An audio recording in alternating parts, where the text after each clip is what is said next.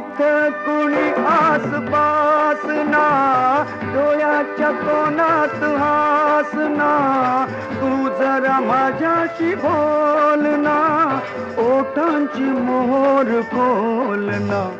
तू लगबग जाता मग वळून पाहता, वाट पावलात अडकळली, जशी मावळत्या उन्हात केवड्याच्या बनात नागिण सळसळली.